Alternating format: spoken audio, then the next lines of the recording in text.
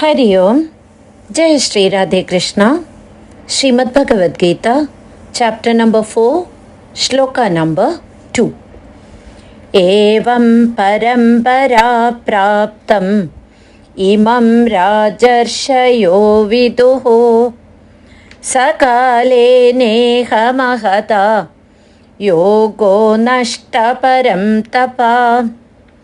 Supreme Lord Shri Krishna says, this knowledge handed down thus in regular succession, the royal sages knew. This yoga by long lapse of time has been lost here, O Arjuna, the scorcher of foes. In the descending process of receiving divine knowledge, the disciple understands the signs of God realization from the Guru, who in turn received it from his Guru.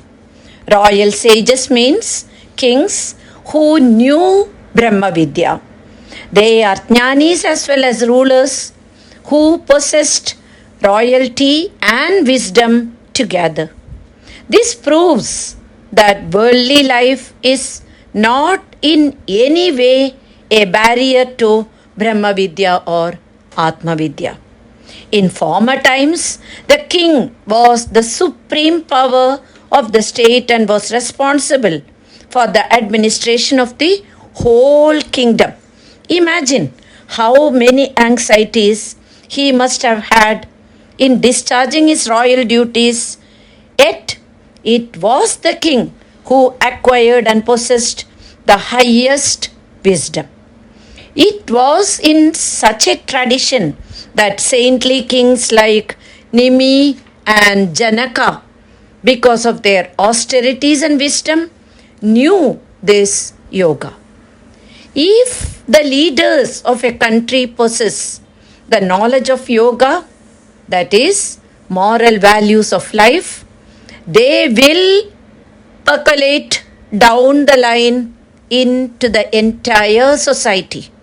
Arjuna comes from a noble family of royal sages, so it would not be difficult for him to tread the path of ancient kings who were adept both in worldly matters and spiritual knowledge.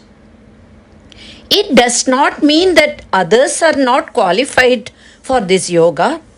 Very often we hear people brushing aside anything of spiritual knowledge as an obstacle to their worldly activities.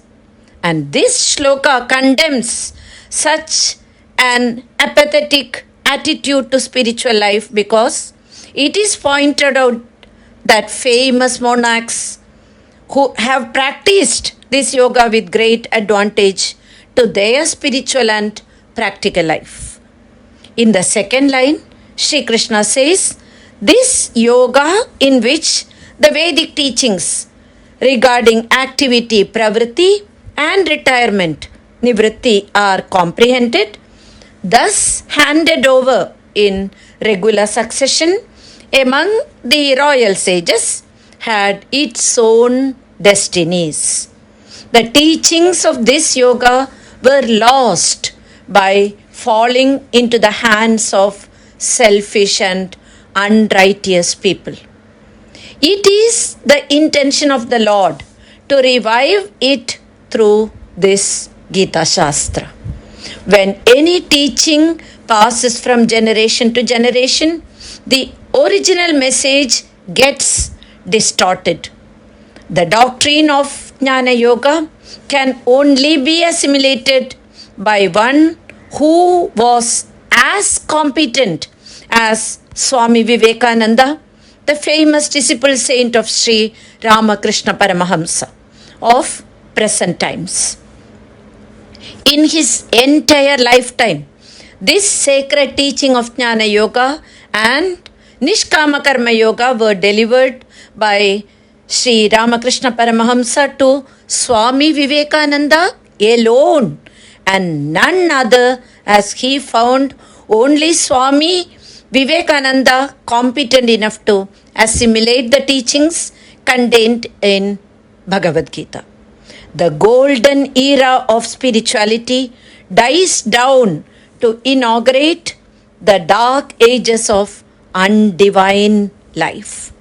This does not mean that Karma Yoga as a spiritual path was completely destroyed. Some incidents might have caused neglect of this yoga for the time being, but it cannot be destroyed as it is imperishable, avyayam. Just as the Lord is eternal, the dharma established by Him also is eternal. Hari Om. Jai Shri Radhe Krishna.